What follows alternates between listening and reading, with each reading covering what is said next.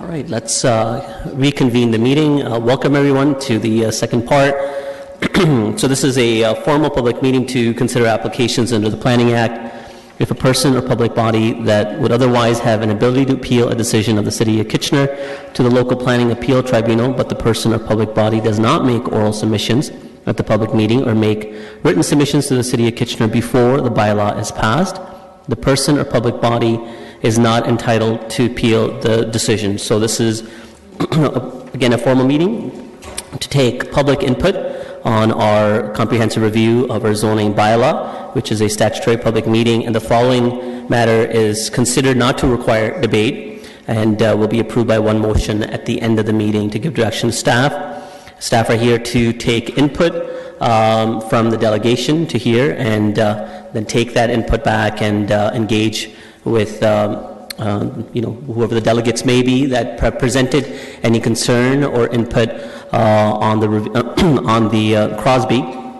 And for members of the committee, I again stress that this is an opportunity for us to listen, and we will be asking questions of the delegations only for clarification, and there will not be questions of staff unless a general clarification is required, and that would be more prudent to ask at the end of the meeting.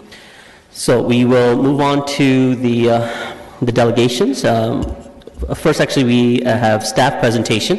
Ms. Lauren Nelson, if you can present the item one more time. Good evening, Chair, Mayor, and Council, colleagues, and members of the public. This evening's meeting marks a significant milestone. This is the third and final session where staff is tabling a final draft zoning bylaw for public review. The purpose of this formal statutory public meeting is for the committee and staff to listen to submissions on the final draft zoning bylaw. Staff are not recommending that a decision on the zoning bylaw be made at this time. The statutory public meeting was advertised in the Waterloo Region Record on April 6th and in the Kitchener Post on April 19th. An email was sent to the project distribution list, which includes approximately 990 property owners, stakeholders, and agencies, on April 10th. The final draft zoning bylaw and a companion official plan amendment was posted on the project website on April 10th and was also posted with the staff report as part of this meeting agenda on April 20th. This final draft zoning bylaw is the result of 4.5 years of work involving staff from across the organization, as well as agencies, stakeholders, and the public. We thank you for your contributions to this significant body of work. This presentation will provide an overview of the process to date, some highlights on the final draft zoning bylaw, as well as outlining some next steps. As a general note, zoning bylaws are legal documents that control the use of land, where buildings can be located, the size and dimensions of lots and parking requirements. The city's current zoning bylaw is over 30 years old, and it requires an update as a result of the city's official plan, the region's official plan, and changes to provincial legislation and policy. Between March of 2015 and May of 2017, staff tabled a complete first draft zoning bylaw through a series of components, each introducing new sections of the bylaw at a time. As each component was tabled, staff also undertook a significant public consultation process, including a review of each and every one of the comments that was submitted. During this time, staff's focus was on preparing and releasing new comments and new components of the zoning bylaw, and then responding to comments as part of the preparation of the final draft. The consultation process that occurred on the first draft zoning bylaw went significantly above and beyond provincial notification requirements. As indicated on agenda package page 1-2, individual notice letters were sent out to 3,410 property owners to advise them of the proposed changes in zoning and to invite them to open houses. 9 open houses were held with a total of 415 people in attendance. 60 individual meetings were held to have specific conversations with property owners and stakeholders about their properties. A total of 13 meetings were held with city advisory committees, the Downtown Kitchener Business Improvement Area, Waterloo Region Home Builders Association Kitchener Liaison Committee, and the KW Association of Realtors. approximately 582 submissions were received that contained approximately 1,450 individual comments. All comments received on the first draft related to content included in this final draft have been reviewed and considered as part of this final draft bylaw. Shown here is a summary of the comment breakdown by zone or topic. Several of the comments are centered around support for the reduction in parking space minimums and the principle of parking maximums, shared parking, and bicycle parking. It also included support for commercial zones in the range of permitted uses, support for the principle of density bonusing regulations, concerns with and questions surrounding the concept of legal nonconforming, support for the principle of the natural heritage conservation zone, but concern with the application of that zone on private property, concerns with and questions about the purpose of the existing use floodplain zone, concerns with the proposed range of permitted uses within the employment zones, and as well, some site-specific concerns were also raised. Page 1-3 of the agenda package includes a complete list of what is included and what is not included in this final draft zoning bylaw. Generally, this final draft zoning bylaw includes all zones, definitions, and general regulations, except for those related to residential properties. This final bylaw also includes new zoning on properties shown as dark gray on the map you see before you. The final draft zoning bylaw is progressive and forward-thinking. It will enable Kitchener to continue to build great, complete communities. This zoning bylaw provides for the integration of land uses within buildings and on lots, resulting in a more efficient use of land. It provides for places that are protected for skilled employment. It provides for community-based infrastructure, such as schools, places of worship, and community hubs to be located within neighborhoods. It provides for neighborhood gathering spaces, such as parks and natural areas, and provides for the conservation of Kitchener's natural areas. It also places less emphasis on the car by requiring less vehicle parking and more bicycle parking. This zoning bylaw provides Kitchener with an opportunity to continue to be leaders in city building. The zoning bylaw also includes an update to downtown zoning that incentivizes development while ensuring that development makes a positive contribution to our community. There are 4 downtown zones in Crosby. These zones ensure a pedestrian scale of development for buildings along King Street. They generally provide for a maximum density of 3 times the area of a lot. In some areas, it provides for increases in density in exchange for community benefits, including a priority on affordable housing, public amenity areas, a mixture of dwelling types and unit sizes, sustainable development, and active transportation. The amount of additional density does vary throughout the downtown. Now, while drafting a new zoning bylaw to conform to the official plan, staff is recommending some refinements to certain policies and land use designations to better reflect the intent of the policies. The purpose of the companion official plan amendment is to incorporate certain amendments made to text, to redesignate a number of properties to better reflect the intended use of these lands. These areas are shown on the maps found starting on page 1-278 of the agenda package, and also to update in bonusing implementation policies. A companion OPA is commonplace when considering a comprehensive zoning bylaw. So what's next for the Crosby project? Upon Council's direction, in accordance with the recommendations in the staff report, staff will consider comments received at this statutory public meeting in preparation of a final zoning bylaw and final companion official plan amendment. The recommendation of the staff report is that oral and written submissions received at the statutory public meeting on the final draft zoning bylaw and companion official plan amendment be considered in preparation of the final zoning bylaw and companion official plan amendment. And further, that following the statutory public meeting, staff brings forward a final zoning bylaw and companion official plan amendment for consideration of adoption by Council in 2019. The timing of tabling a final zoning bylaw for Council's decision depends on a number of interrelated factors, the most important factor being the number and nature of submissions received as part of this statutory public meeting. At this time, staff anticipates bringing forward a final zoning bylaw for council's decision by fall 2019. Prior to that, staff will bring forward a final zoning bylaw and companion official plan amendment for the downtown, including bonusing and parking regulations for council's decision in winter 2019. More imminently, to implement zoning recommendations of the residential intensification in established neighborhood study approved by council in March of 2017, staff are endeavoring to bring forward an amendment to our current zoning bylaw in June of this year. Since staff will not begin the process of zoning the city's residential neighborhoods until after this year, the amendment to the current zoning bylaw will serve as preliminary measure to begin implementation of the residential intensification in established neighborhoods study. Application of new zones to residential properties, including consultation with property owners, will begin in 2019 and will take the next couple of years.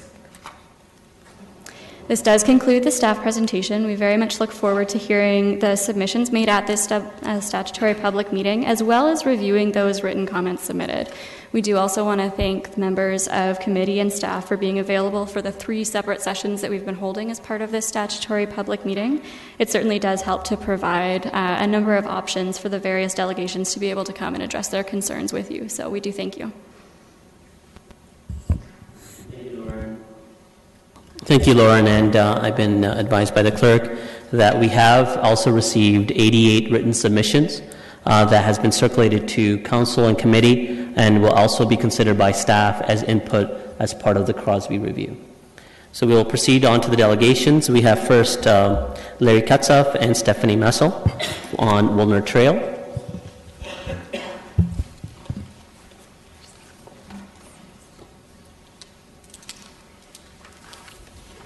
Welcome. You have 5 minutes. Thank you. Thank you very much. Good evening, Chair Singh and members of council. We are actually addressing 2 properties this evening, so I know we're down to 5 minutes, but we may go just a tad over, and I'm begging your indulgence. We will stick to our script. My name is Stephanie Mossel, and I reside at 148 Upper Mercer Street here in Kitchener, and I'm joined this evening by Larry Kotzeff at 125 Woolner Trail. We are also joined this evening by a number of our neighbors, including Mrs. Dale Woolner, who resides at 80 Woolner Trail, which is the property known as the Woolner Heritage Farmstead. The farmstead has been recognized as a prominent cultural heritage landscape through a designation in accordance with the Ontario Heritage Act. We're here to request to committee on behalf of the Woolner Trail community members regarding a very important matter in our area of the city. Our letter dated May 4th has been provided to Mayor Verbanovic and members of council and to the city clerk with documentation which provides background info and justification for our request. This is regarding lands that we feel are a significant asset to the community and residents of the city, and lands that we consider a real diamond in the rough. Specifically, the areas subject to our request are outlined in orange on the map and on the screen and in attachment 1 of our letter. The lands include a portion of land on the west side of Woolner Trail, which are owned by the city, and a portion of land on the east side of Woolner Trail owned by the GRCA. These portions of land represent approximately 10 acres of natural area along a beautiful section of the Grand River just south of Fairway Road. We are requesting that the publicly owned lands be zoned for passive public parkland in the proposed city bylaw referred to as Crosby. We understand that the proposed bylaw deals with all areas of the city exclusive of those to be considered for residential development on a go-forward basis. And as such, we respectfully request that the subject lands be dealt with at this time within the proposed bylaw before you. We feel that it is appropriate time to end the speculation and previous discussions that the subject lands be considered for any form of residential development on a go-forward basis, and to solidify the intent of council to protect and designate these lands appropriately for public use. The lands will certainly be an enhancement to this portion of the city, which we feel is lacking public lands for the enjoyment of our residents. It's in the public interest, as many residents enjoy the trail system and lands for hiking, exercising, dog walking, cross-country skiing, and other passive recreation pursuits. And it will allow the city residents to enjoy this picturesque and beautiful section of the Grand River Natural Corridor with its cultural heritage view corridors. Chair Singh, I'm going to move to slide number 5, which is the framework for the existing policy and the nature of our request. But before I get into the details related to that, I just wanted to show the committee a number of pictures of the landscapes we're talking about. So 155 Woolner Trail City Lands, left side basically indicates looking down the Grand River from the entrance to the city property on Woolner Trail. This is looking, I'll call it north from the Grand River up the slope of the lands at 155 Woolner Trail. GRCA lands on the east side of the Woolner Trail then. These ones here are just showing some of the vegetation and trees looking up from the river towards the north. This is looking from the Heritage Farm down the river, and you can see the vegetation and the slope of the land in that location. The view from across the GRC lands to the Woolner Heritage Farmstead, both of these pictures show looking from the river north, the heritage buildings and some of the vegetation in that vicinity.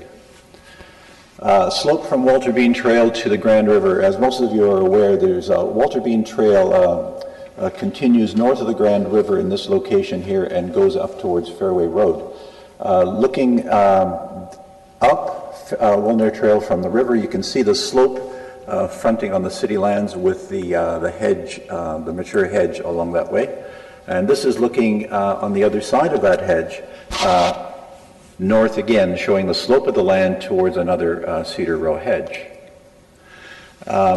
This is simply an example of the extensive use of the land subject to our requests, and you can see the Conservation Authority lands in this vicinity along Woolner Trail and the extensive use, as Stephanie has indicated, for various groups, walking, hiking, etc. So I'd like to just briefly go back to slide number 5, and the essence of slide number 5 is contained in our letter of May the 4th that we provided to you. And I just want to very at a high level indicate the framework which really supports the request we're making to the committee tonight.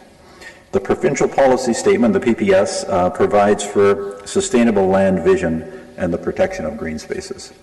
The existing official plans designate or allow for the designation of public parks and encourage the location of adequate parklands and open space in many of its designations. The existing zoning bylaw identifies the city lands as agricultural A1 and the Conservation Authority lands as P3 hazard zone lands, and we're making a request that these remain. The Grand River South Community Plan, which is attachment 5 of our letter, also indicates the importance of preserving natural environments and adequate parks, open spaces, and recreation uses through public ownership. The Kitchener Growth Management Strategy, recently prepared, attachment 6 of our letter, specifies the Grand River Conservation Authority lands as parcel 66, and I'm just going to read you a quotation from that map. And I quote, "Subject to the approval of the GRCA, the portion of the parcel 66 immediately south of the Woolner Heritage Farm, south to the Grand River, be conserved for floodplain and open space purposes." And that's one of the properties we're talking about. We're suggesting that that property, south of the Heritage Farm, between the Heritage Farm and the Grand River, remain in that state. The Cultural Heritage Landscapes Inventory of the city identify the Woolner Trail and the Grand River Corridor as significant, important, and valuable cultural heritage features in the city. The Kitchener Park Strategic Plan well articulates the importance and benefits of parks and open space as public infrastructure. The plan goes on to emphasize the importance of creating a continuous link system of public parks, open space systems, including the Grand River, and also the importance of strengthening and expanding community trails and completing the city's vision for the Grand River Corridor. We view all of these requests, or all of our requests, as an important part of the overall policy framework of the city, and feel that it very well fits in terms of the city's long-term intention. So Chair Singh and members of Council, our community members feel that our request conforms to the policy framework in place for the City of Kitchener and should be recognized in the proposed zoning bylaw being considered. We have included in our written submission a petition of approximately 100 residents located on Upper and Lower Mercer Streets and Woolner Trail within the Woolner Trail community area, which supports this request, and that's in attachment 3 to our letter. Residents within the larger area and visitors who come down to use these lands all the time have not been canvassed to date due to our time limitations and the relatively short notice of the public meeting schedule. So Chair Singh, thank you very much for the opportunity to make our submission this evening. We would also like to invite Council to come down to our neighborhood at some point in the near future for a site visit. We would be very happy to show you the area, and we are available to answer any questions the committee might have. Thank you. Yes, thank you. Questions of clarification? There is one. Councillor Janetsky. Thank you for your presentation. A couple of questions. In your comments, you mentioned the existing zoning is P3 on the GRCA lands, and what was it on the city lands? Agricultural A1. I'm sorry, I can't hear you. On the city lands, agricultural A1. Agricultural. Please Okay. speak into the mic and might be. Yeah, speak into the mic. Sorry. Agricultural A1 on the city lands. Okay. Now, also, you all made reference to the city's growth management plan, number 66. That's the parcel, 66 or 63. It doesn't matter whatever the 66. number is. That you want that deleted from that report, right? Well, we've made overtures historically with respect to that piece of land in the growth management strategy, and the notation that I quoted with respect to 66, south of the Heritage Farm, that area between the Heritage Farm and the Grand River, was put in there to, I think, give us some comfort level. So this parcel of land at 155 Wolder, that's owned by the city, is it all in the floodplain or just a portion of it, which is maybe why it's still in the staging report? There's a small portion, I think, I understand that it could be outside the hazard lands. And I tried to show that in the slide that showed the slope of Woolner Trail coming down the hill. So that's the piece that would be contemplated perhaps as partially tableland with that slope, both on the road and behind the cedar trees. So there's a slope to the land, there's no question about it, and it's lower than the residential development to the north. Right. So basically the bottom line is you want both parcels of land to be designated the park passive nature component, whatever the title is, so it's just used totally for recreational purposes. That's Yes, correct. yes. Okay, thank you very much. Councillor Fernandez. Thanks for coming in. I have been out to visit the Woolner Farm quite a number of years ago, and I'm glad to see Dale here. It's been a long time since we visited. It is indeed a beautiful site. Can you give me an understanding of the 155 Woolner Trail? What size is that? It's just under 5 acres. Just under 5 acres. Okay. And you said it was tablelands, and I'm thinking it's immediately south of that on the map that you provided for us is a stormwater management pond. We're just going to put the map back up, Sure. Councillor. Yeah, perfect. Is it quite wet in that land? It I mean, is. It's sloped downwards towards the river, towards Yeah, the right in here. floodplain. That's correct. And interesting point. We've lived in the area for 6 years, and over the last 6 years, there seems to have been some climate change that creates storms that are more severe. And we've seen a couple of times, there's a stormwater management pond just north of the Grand River Walter Bean Trail behind the homes and the townhouses there on Lower Mercer. And we've seen water almost come over the pond and down the trail to the road, and the roadway looking like a river, flowing water to the river, to the Grand River. It's been some significant storms in that area, there's no question, lately.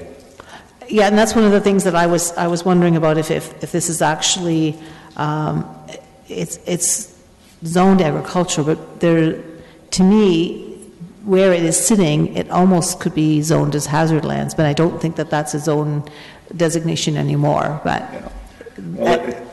Based on what I suspect from being out there, and it was a number of years ago, and you're right, climate change has definitely had some dramatic impact on some of our low-lying areas.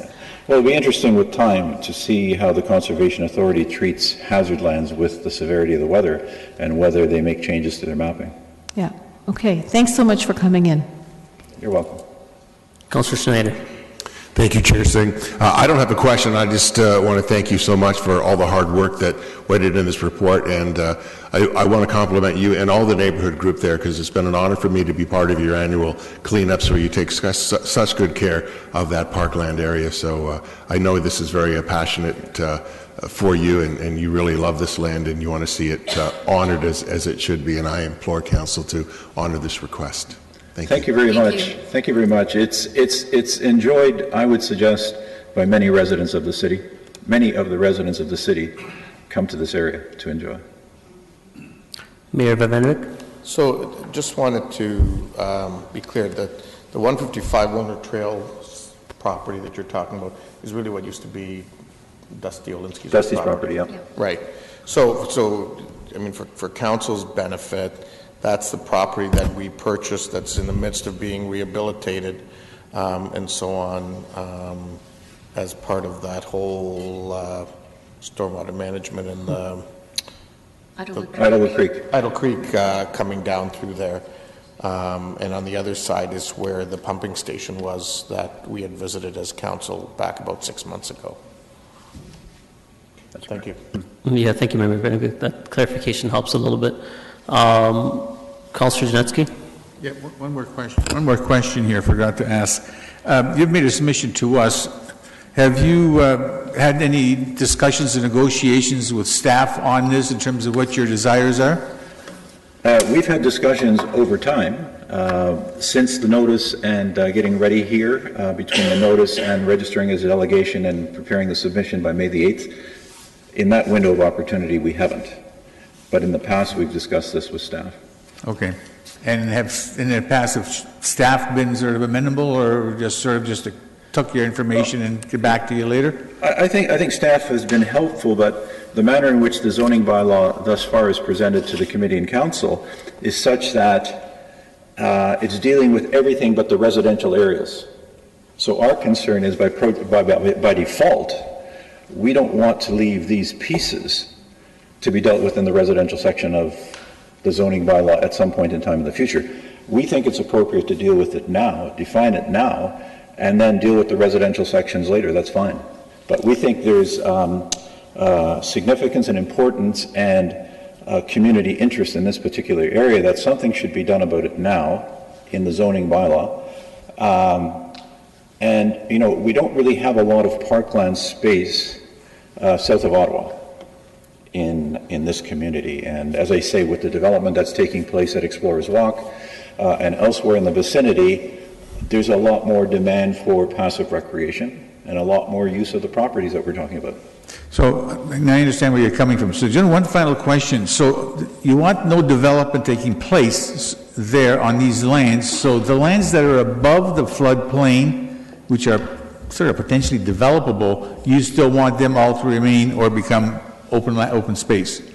We don't want them developed, but at the same time, I think there's some question about susceptibility to flooding over time.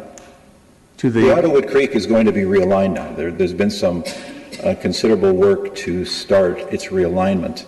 I don't know what will be left over in the end, but at the same time, it would make sense to keep the parcel as a package, as a recreational area, because in the end, parks throughout the city are not only located in hazard lands, they're on tableland.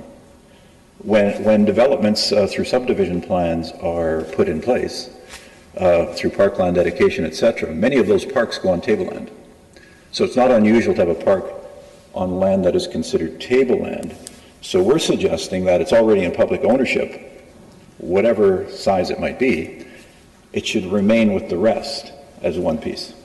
And I've been out there a few times over the years, so I know exactly what you're talking about. Thank you. Thank you. Okay, that's all the questions of you. And thank you very much for the opportunity. Yeah, of course. Next is Mr. Davis, care of DGF Management Limited.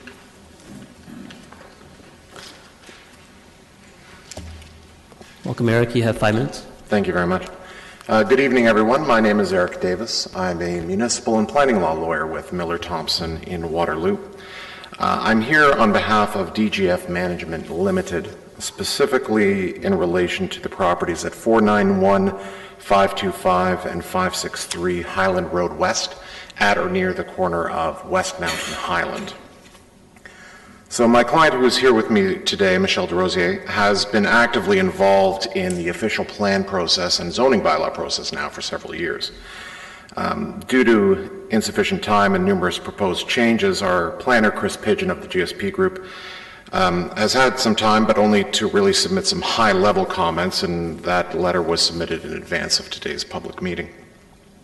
I won't reiterate what's in the letter, but it's important to note that in our respectful view, the completion of the Crosby process is rather premature until the official plan appeals to the commercial, mixed-use, and community node policies are resolved.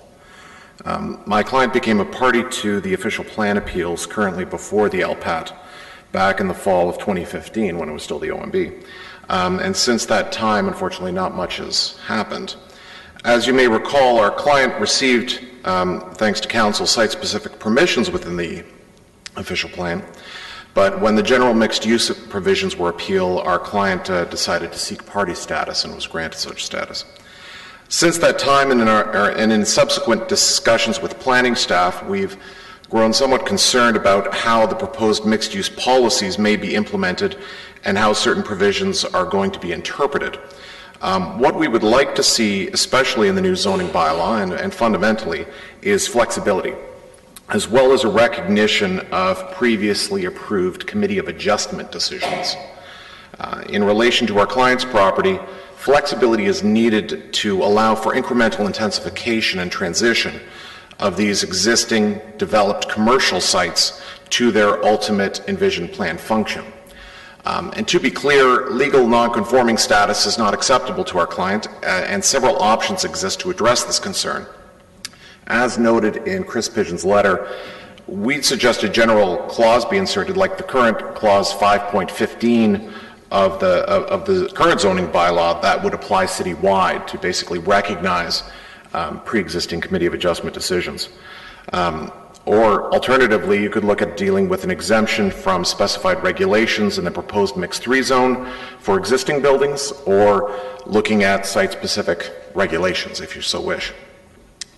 Given all the above, what we're seeking ultimately from Council is for perhaps some additional time to review the latest draft and consideration be given to delaying any final approvals until the official plan appeals are indeed completed. We understand that this is the official statutory public meeting, and that my presumption is that city staff will welcome even comments after this public meeting, but we wanted to get at least some initial comments in here right now and speak before you this evening, just to sort of outline or at least clarify our specific concerns in relation to the process and the timing therewith. We're not sure when the official plan appeals will eventually be dealt with in front of the Ontario Municipal Board, the LPAT. We're cognizant of the fact that because of the new LPAT changes, as some of you may be aware, the LPAT has specified certain timelines now. So when it deals with appeals, we're dealing with different nature of appeals, but there's also specified timelines. With the official plan having been appealed under the old OMB regulations, a lot of the older OMB appeals are taking longer and longer because they, unlike the current new appeals, don't have any specific set timelines to meet.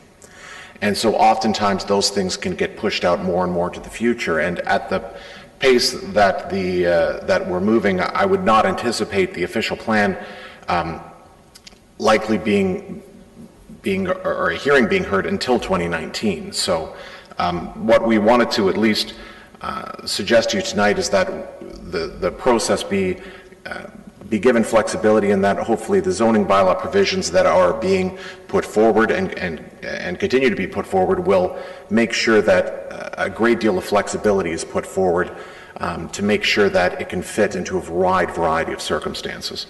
So we'd like to thank you for providing us with the opportunity to make these oral submissions, and subject to any questions you may have, those would be our submissions. Thank you. Thank you, Mr. Davis. There is a question. Councillor Jansky. Well, thank you for coming in. And you, as I see it, have a very complex scenario there as outlined. The presentation you made, and you also referred to Chris Pidgeon, also was preparing some material. Has that been submitted yet? Yes. So we wanted to make sure, we understood that, we understood the city staff's position is that, look, this is the statutory public meeting, and we agree with that, but that the time to submit is now, even though the final draft zoning bylaw is, I guess, not coming forward until, I believe I heard, the fall of next year. But we wanted to make sure that we got in at least some initial written submissions, so we submitted those.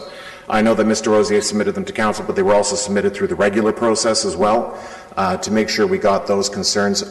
Again, we've been involved for several years. We'd previously had several backs and forth with city staff in relation to the proposed zoning, so this is not the first time we've made comment.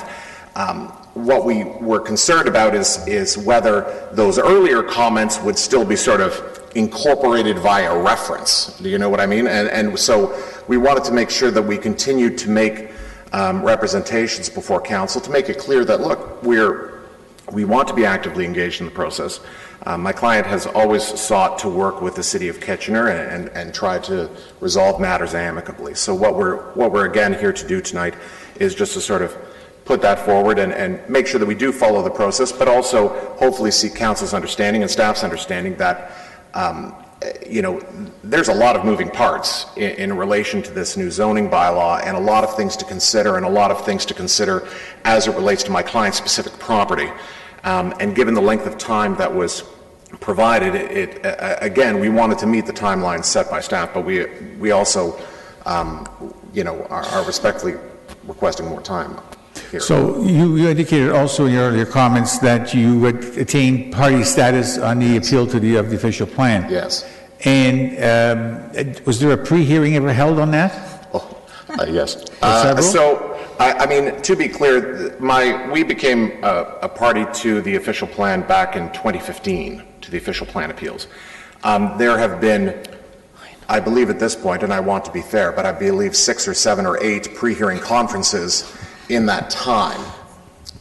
And to be fair, there have been some scoping of appeals by some of the parties, but at this point, no hearing dates have been set for those official plan appeals, and there still is, I would submit, a fair bit of the official plan that is still under appeal. Now, I understand that, that's perfectly fine, and that staff is more than able to continue on and work through a zoning process, and we appreciate that. What we'd ultimately like to receive or achieve is, again, hopefully a quick, speedy resolution of the official plan matters, and ultimately then I think that would be able to more accurately reflect our comments then for the zoning bylaw. But it's just a challenge because we're not sure what will ultimately emanate from the official plan process in order to accurately suggest certain things in relation to the zoning bylaw, and also are cognizant that it's going to be challenging because now anyone, as you all know, under the LPAT, really any sort of appeals and such are largely a conformity exercise. It makes it challenging when one of the things presumably the zoning bylaw has to conform to is the official plan. And so these are particular challenges.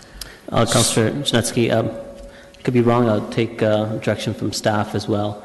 I think focus should be on the basis of the Crosby and what comments need to be received, and I think we don't necessarily need to go in depth as to the appeal that's already in process, and I think it may not be advantageous for us to have that public dialogue right now. So I'm seeing staff agreeing in that assessment. My apologies. My responses are too descriptive. Thank you. So in the end, do I understand from what your comment was or what you're alluding to that you want the Crosby to be delayed in terms of final approval until the the LPAT is resolved? So in an ideal world, that would certainly make my life a lot easier. I've been, I believe, mixed designation in the first zoning, then I was commercial, now I'm mixed again. I'm at the OMB, I believe, because I just wanted to support the mixed and make sure that it was going to be applied in the way that we thought was intended. And now I'm in this situation where I'm sort of got my foot in both worlds with a different zoning now and a month to sort of respond to that.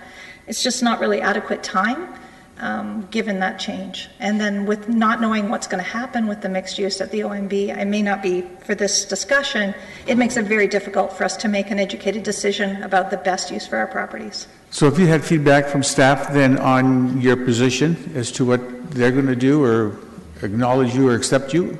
We just very recently received the comments back from our previous submission when we were asked to consider commercial. Allow staff to Oh, sure. I'm sorry. add their comment to Yeah, this. sorry about that, and we apologize through the chair that legal staff aren't here tonight, but I would, as Councillor Singh mentioned, caution and probably suggest it would be wise to, because we are in legal litigation with various parties and appellants, and the delegates are a party to that, that we should be careful of the questions and discussions that are happening today and outside of that context. I think there was one or two questions of clarification that were okay there, but I'd suggest if it's okay for the delegates too, that we be careful.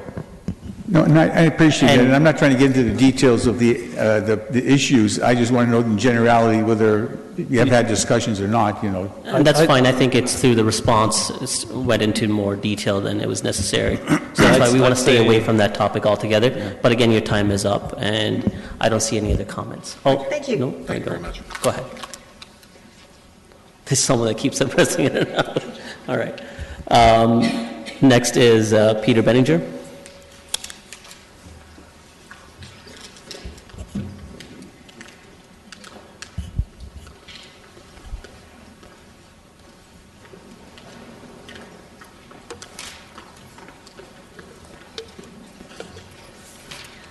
Just the mention of my name, people are leaving. Good evening, You take it as you want. You have 5 minutes, Peter. Thank you. To make a delegation. First off, I wanted to thank staff for all the good communication that I've had. I'm here regarding my property at 508 Riverbend Drive in Kitchener, where my business is housed along with some other tenants. And this has been a long process because I think I got very confused about it as I pulled it out in preparation to chat with you tonight. And looking at it starting in 2013 with, I guess, what was then an official plan amendment or official plan change of some nature that threw an absolute scare into me and I think most of my neighbors in the Lancaster Business Park, where our office buildings were going to become legal non-conforming, and so we banded together and spoke to staff at that time. And I think my understanding is, in any case, that was all taken care of and handled, and we're safe. We can continue to operate as office buildings in the Kitchener Lancaster Business Park.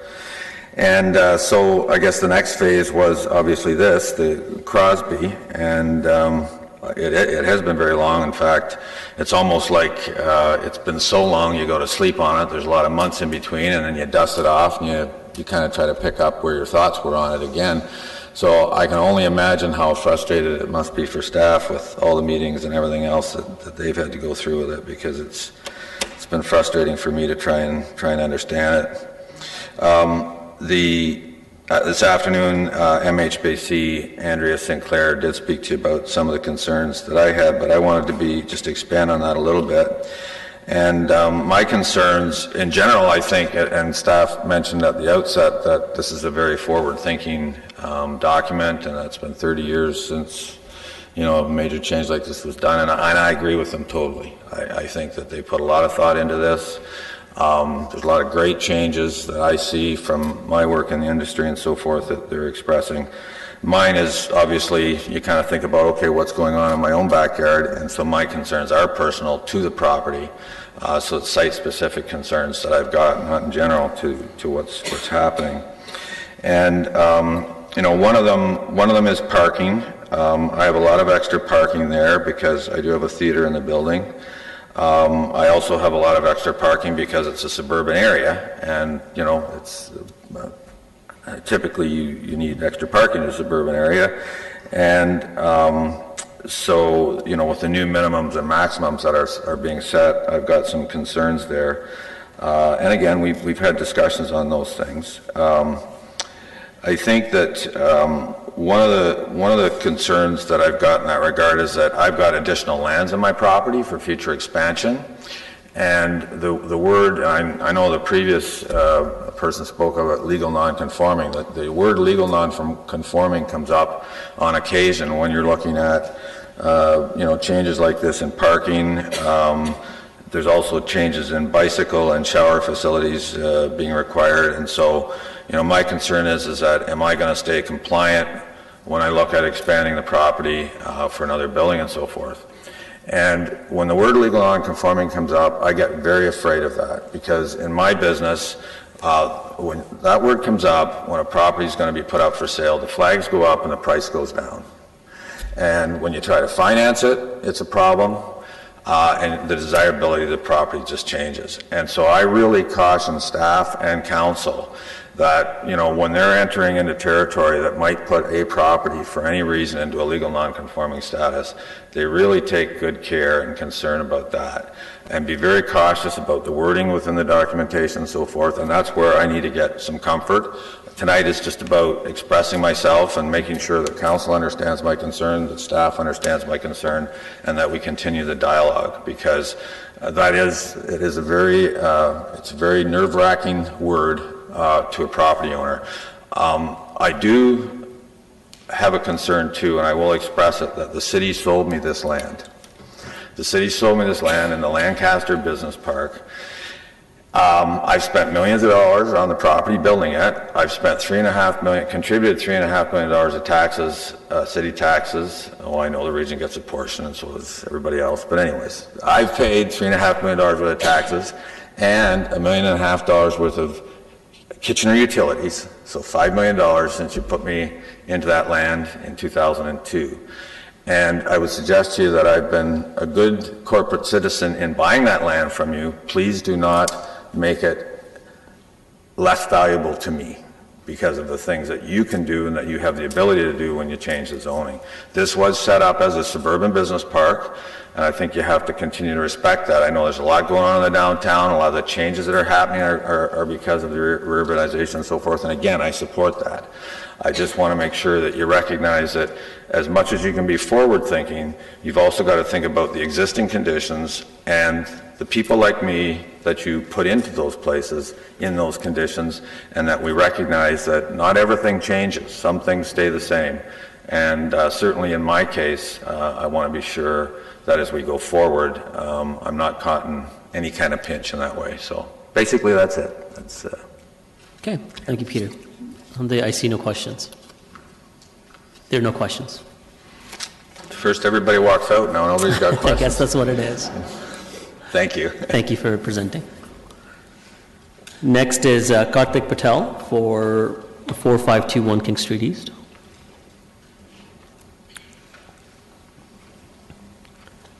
Mr. Patel, you have 5 minutes. Yep. Good evening. My name is Karthik Patel, and I'm here on behalf of the owners of Embassy Motel at 4521 King Street East. That's near the 401 as you drive towards Cambridge and then towards Shawns Hill. Currently, the property is zoned C6, and under the changes, it will be zoned COM3, which restricts the use of hotel, or the category of hotel. The owners would like this to be reconsidered and allow either the hotel to be part of COM3 or change it, as it restricts the owner's ability to renovate, expand, and sell the property in the future, thus creating a potential negative financial impact. I think this also impacts the Kitchener Inns and Suites, that's formerly the Hampton Inn, that's down the street. That's it. Thank you very much for your consideration. Okay, Karthik. Your input's been noted by staff, and there's no questions. Okay, thank you. Next we have Mr. Patterson, Scott Patterson, from LaBreche Patterson Associates for 4195 and 4233 King Street East. I'm sorry, it's Scott Patterson from LaBreche Patterson and Associates for 4195 and 4233 King Street East.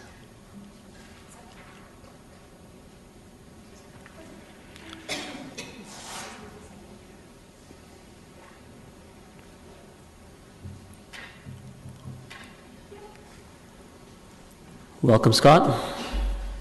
Good evening, Mr. Chair, members of committee. Thank you for the opportunity to speak tonight. Before I speak about the subject property, I would just like to note to committee that my office submitted numerous letters to City of Kitchener staff regarding concerns from various property owners regarding the new zoning bylaw.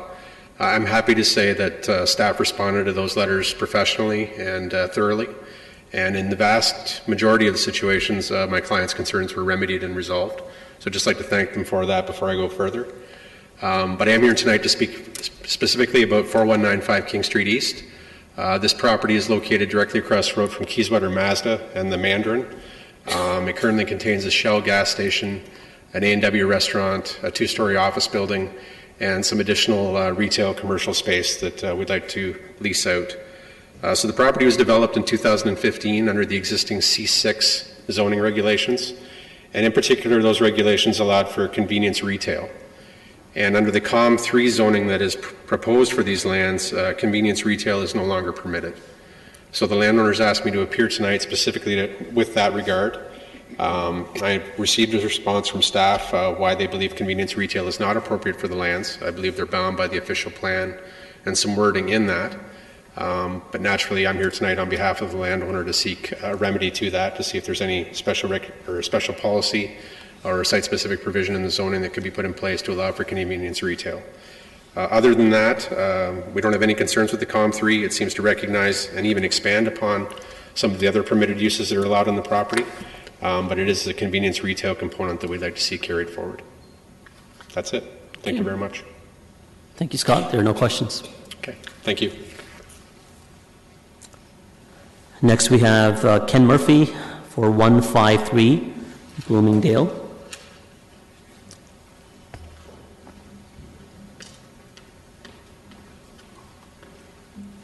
Hello, Mr. Murphy. You have 5 minutes. Welcome. Yep. I'd like to talk about GRCA zonings. In the letter I received, it looks like the GRCA is going to rezone lands that are flood hazard or hazardous properties. Mr. Murphy, are you responding to the letter received from GRCA or yes, from information you received from the city? From the city. Okay. City. In the letter, it states that the zoning mapping won't be completed till later this year. My concern is to know the impact on the property prior to having final mapping is impossible. So that is my major concern. I'm not against the rezoning in general. I have concerns that it's impossible to quantify damages prior to having mapping that the GRCA hasn't completed. Prior to obtaining the building permit on my Pacific property, I had an engineering study done, which the GRCA received and City Council approved.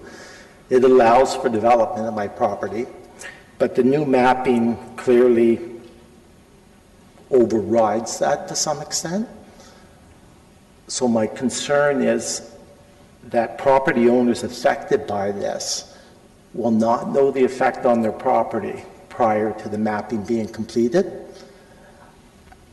After this meeting or into the future, there's no way to vent or object or be involved in the process. So what does homeowners, or what do homeowners affected by this do? Will council be making their decision prior to the final GRCA mapping? And if so, will the public be involved? Okay, Ken, there is a question. Councillor Janetzky. Yeah, interesting comments that you have there. Your property is a residential dwelling? My property is residential. It's in a large portion of it is in the floodplain. Oh, it's in the floodplain, as the current floodplains, right? Yes, it is. And prior to obtaining building permit, it's a requirement to have a stability study done by an engineer. When I had the engineering report done, it doesn't confirm with the GRCA mapping that they presently have. I was told that they would update their mapping prior to the zoning taking place, but I have no assurances of this because I don't have a copy of the updated mapping because it's not available. And what's the zoning on your property right now? It's residential. Residential in the floodplain? A portion of it is in the floodplain, yes. Oh, a portion of your property is? Yes. Is that where the dwelling is in the floodplain, or is it like the backyard or no, something? in order to build on the property, I put the house outside the floodplain. I'm sorry, say it again? In order to build on the property, it was vacant land, an engineering study was done, and the property was located outside the floodplain. Okay. All right, thank you very much. Councilor Fernandez. Can you give us an indication of where your property is? It's 153 Bloomingdale Road. It's on the very edge of the city of Kitchener in Bloomingdale. And you've owned this for how many? About 8 years, 7, 8 years. Okay. And from what I'm understanding is you're probably concerned with the change to the natural heritage yes. zoning on your property. Yes, there's throughout Kitchener there will be numerous properties that would be affected by the GRCA's mapping system. It is quite restrictive what you can do on your property within a floodplain, and the new zoning, if it occurs before you actually know the boundary of the floodplain requirement, it's impossible to quantify the effect on your property. And there's no existing building on there right now. You said it was vacant land, right? It was vacant land. I built a house on it in 2011, at which time I had an engineering report done for slope erosion. Yes. Okay, thank you. I do have a quick question of staff just for timing, with regards to timing. I know they had in their presentation, they had the mapping of the final draft. Go ahead. Who wants to answer?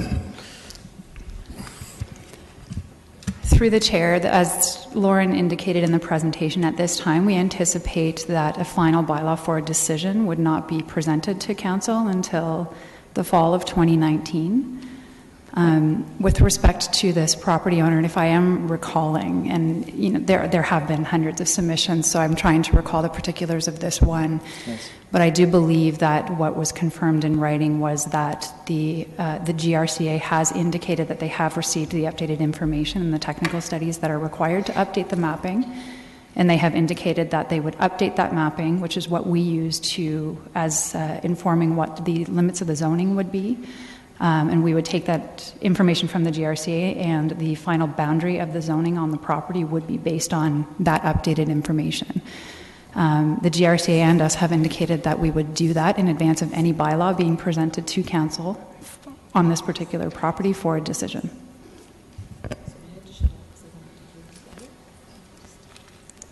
Thank you very much for that additional information, Ms. Goss.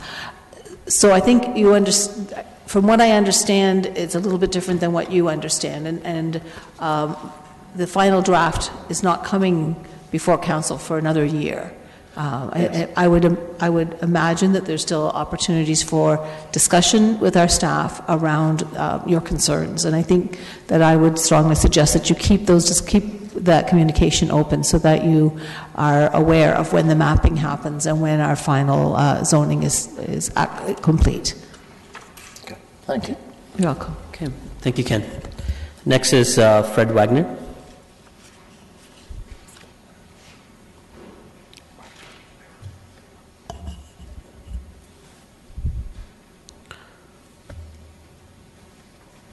Welcome, Fred. Good evening, Chair, members of the committee, Mayor, staff. Thank you for letting me speak tonight. I want to say I'm a little bit late to the dance because I was just made aware of this process by a friend of mine that lives in Kitchener. This presentation here is about 25 Shirk Place. I don't have any specific maps for you, but just like you to recall the property that used to be owned by the co-op down in Bridgeport and the lands behind it. So 25 Shirk Place is just under 30 acres, and I was informed by your senior planner, Ms. Goss, there is now a P3 designation. When I bought this property many years ago, it was agricultural A1. For some mysterious reasons, it has been for quite a few years changed over to residential. So I'm paying residential rates on 30 acres. Nobody's living there. And I get basically tenfold tax bill now than I used to, and have really no need for any services from the city. Now I was told, even by Mrs. Goss, that this hazard land zone, or P3, is on the entire property.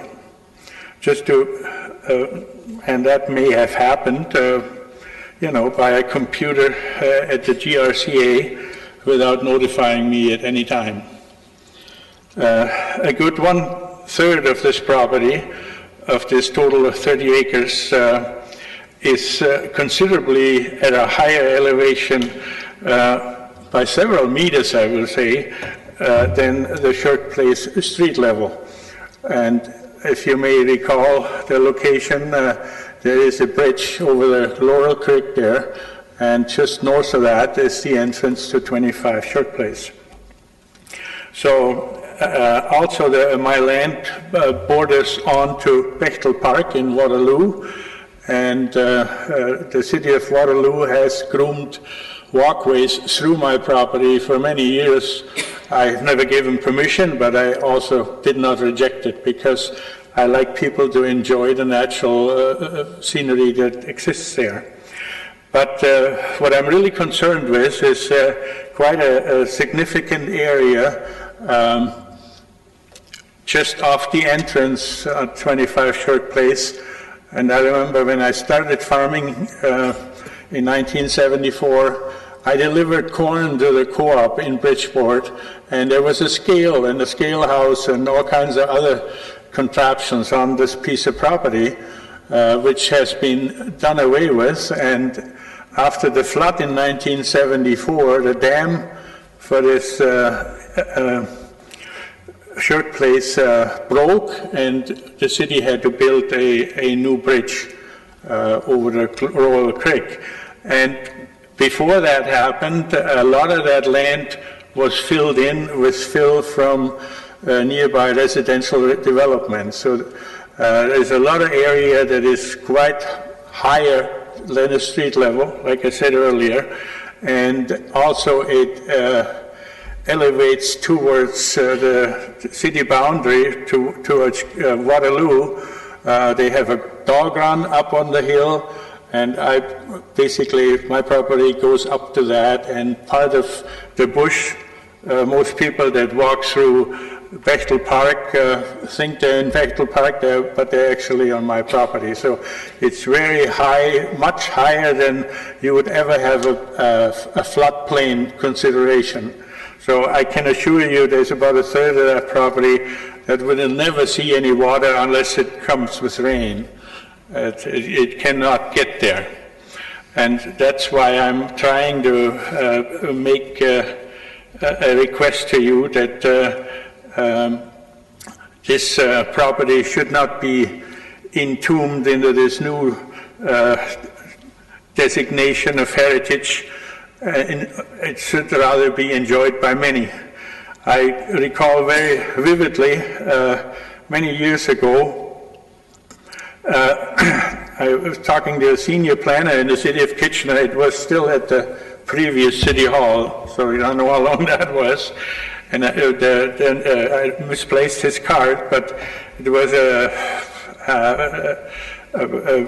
elderly gentleman with, and he was a senior planner with a limp, and he said, I remember the location, he says,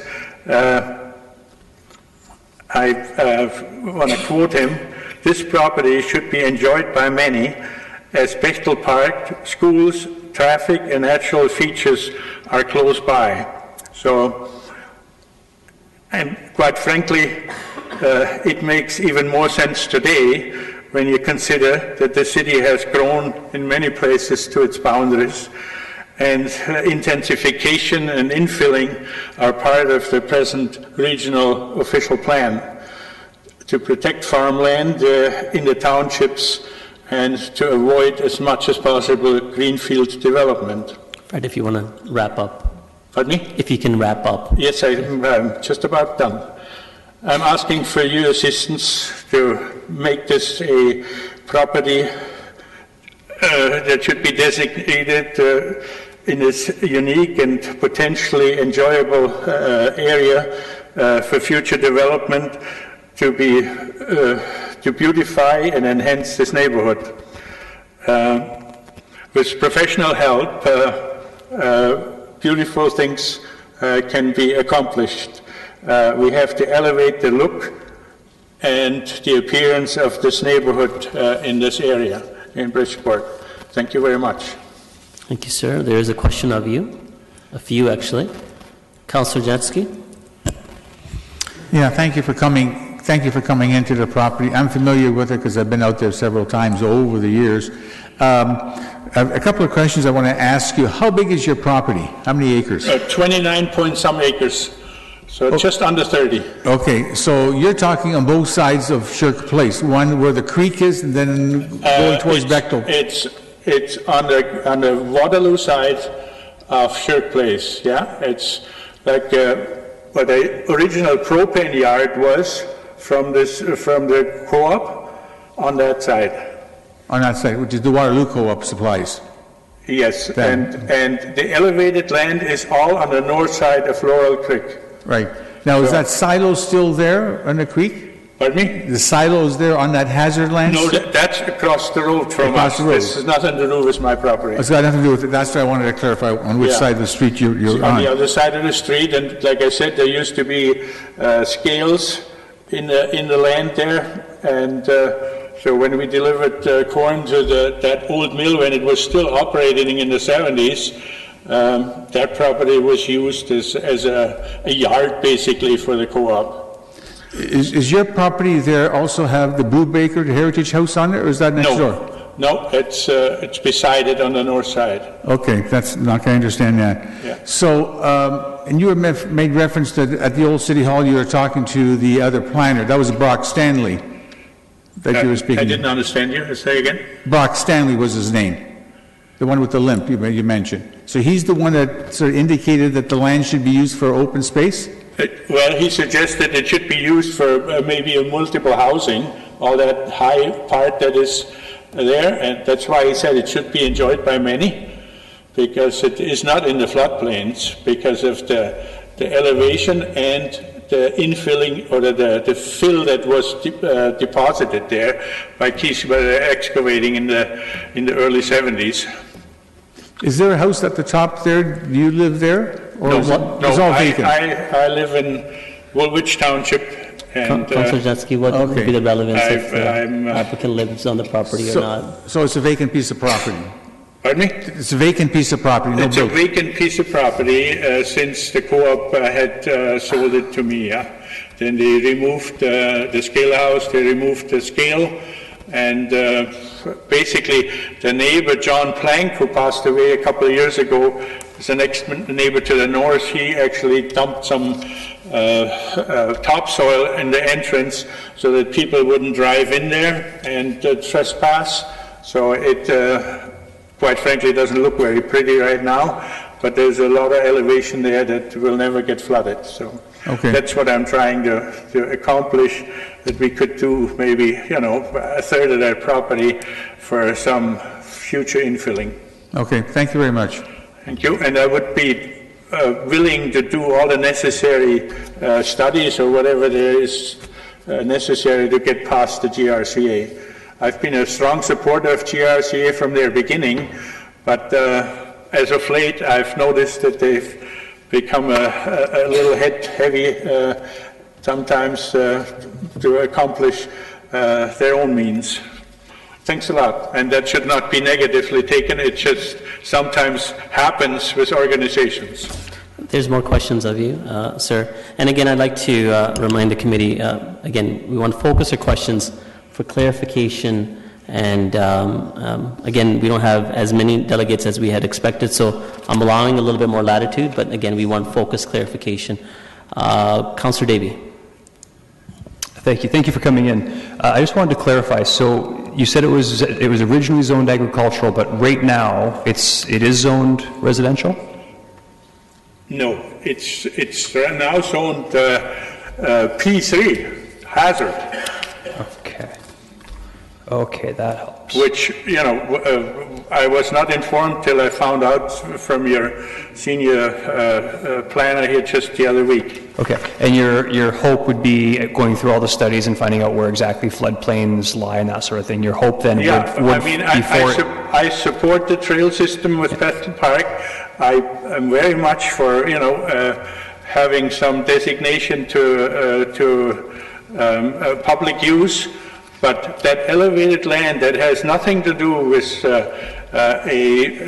heritage site, because it's filled from excavations from residential housing that was created around the neighborhood there. Okay. So ideally, that should be preserved for doing something better than just let the weeds grow there. Sure. And so ideally, that flat land you would like to see eventually zoned as residential. Well, whatever the best designation is, I haven't engaged a professional to do the right thing for that. But the first and foremost concern I have is I think that GRCA went past their boundaries and just went by the boundaries of my property with their designation and not by the elevations. Okay, thank you. And one last question. Are there any structures at all on the property? Any structures, or like homes or anything at all on the property? There's no homes or any structures on it. There's only some small designation on the south side of the creek that is used for a used car lot. Okay. And they have cars parked there, and that's apparently permissible. Okay, thank you. All right. Okay, that's all the questions for you. Thank you. Thank you, for Fred. letting me speak. Next, last we have Andrew Gestmeyer for 20 Bridge Street West. 20 Bridge Street West. Andrew, welcome. Thank you very much. Good evening all, and thank you for taking the time to listen to me. And I'm not sure how many were on council several years ago, but for those who were and inaugurated the roundabout at Bridge in Lancaster and henceforth the demolition of the Grand Hotel, I would like to say thank you very much. So, but tonight, well, as I understand it, the existing use floodplain, EUF, is described as being a subset of the Natural Heritage Conservation. And I'm deriving that from page 107 of the draft bylaw. It says the existing use floodplain zone applies to lands designated natural heritage conservation in the official plan that are located within the floodway or floodplain where there is existing development subject to flooding hazards.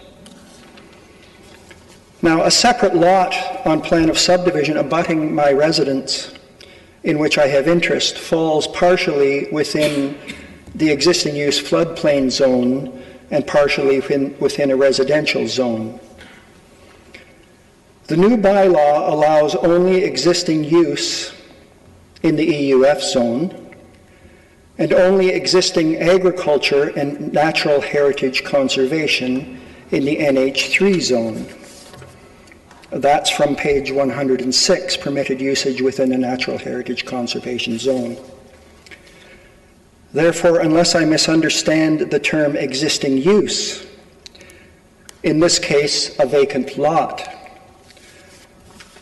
I will be excluded from developing that lot, since to access the portion zoned residential would not be allowed under either the EUF provisions or the NHC provisions. Therefore, lands on which my family has paid taxes for over a century will be, for all intents and purposes, rendered of no monetary value. I doubt very much, although I could be mistaken, that that is the intent of the bylaw, but the way it reads, or the way I understand it, natural heritage conservation would take precedence over EUF, since the lot does not, in fact, have an existing use other than to be a vacant lot. That's it. Okay, Andrew, we don't have any further questions. Thank you.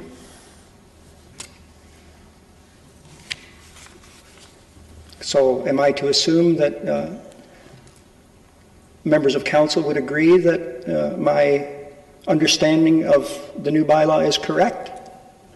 And would they agree that my land should be made monetarily worthless?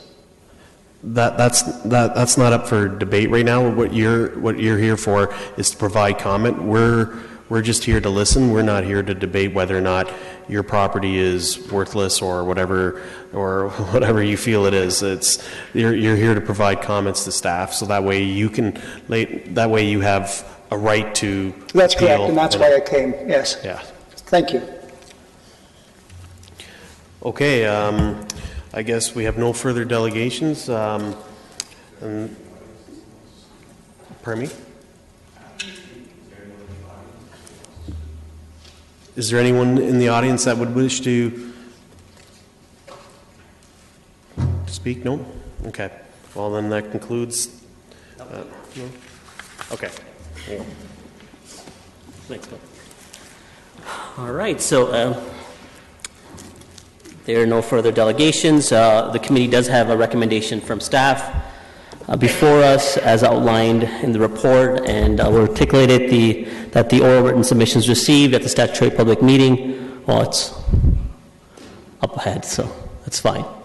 I will take a mover. I see Councillor Galloway-Sealock has keyed in. I'm not sure if... Yeah, I just wanted to understand a quick question, because a lot of people have talked about the short time frame. When is the date that you will be receiving comments until? Sorry, through the chair. The written and oral submissions were to be received as part of the statutory public meeting, which concludes upon the conclusion of this meeting. So are we able to give an extension to the end of the week for those who weren't able to get it done in time? Through the chair, these requirements are coming from the Planning Act. So it is pretty established that in order to make submissions at a statutory public meeting, they need to be done either written or verbally, either at or up to that statutory public meeting.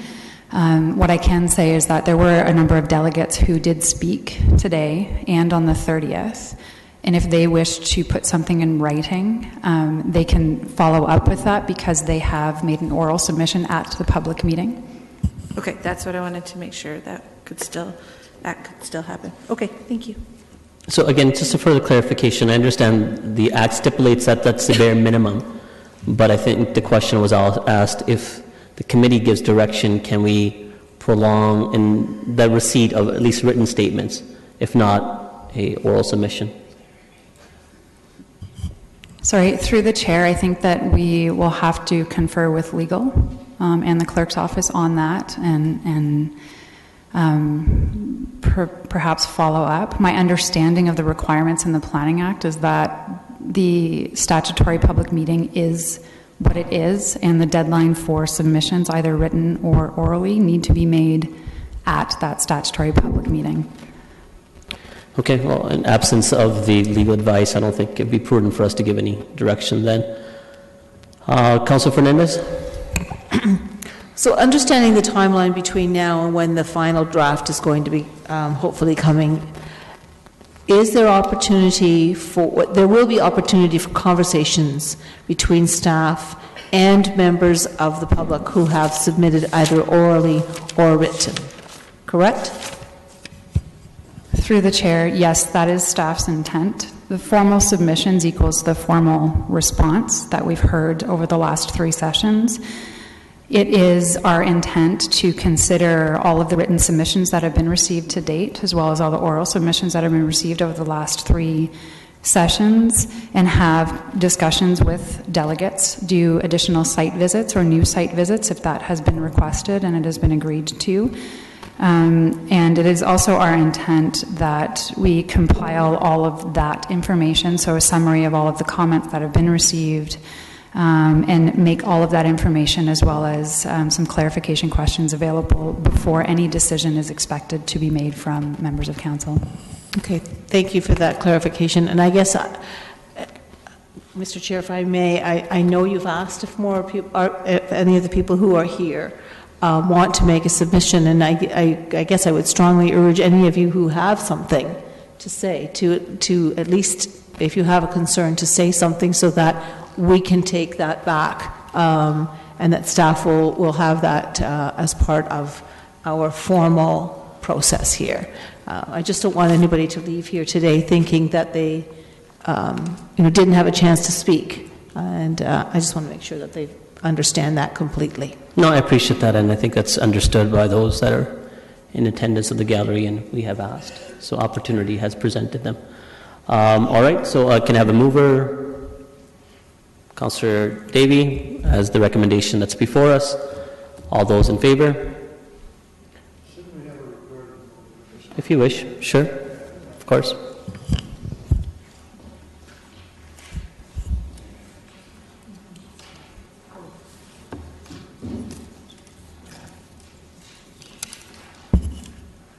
Please vote.